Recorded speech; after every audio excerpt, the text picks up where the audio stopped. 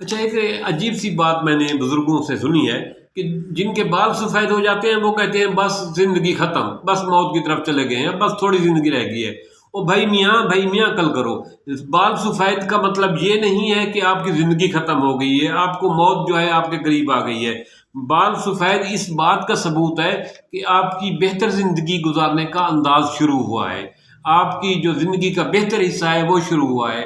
आपकी ज़िंदगी का वो हिस्सा शुरू हुआ है जिसमें आप अपने आप को ज़्यादा समझदार बनाएँगे, अपने अच्छे फ़ैसले कर पाएँगे, अल्लाह के साथ आपके ताल्लुक मज़बूत होगा। अल्लाह ताला के इस उम्र में जो है ना, जिनके बाल सफ़ेद हो जाते हैं, ये अक्सर लोगों में देखा है कि वो उनका रुझान अल्लाह की तरफ ज़्यादा हो जाता है, दीन की तरफ ज़्यादा रुझान हो जाता है।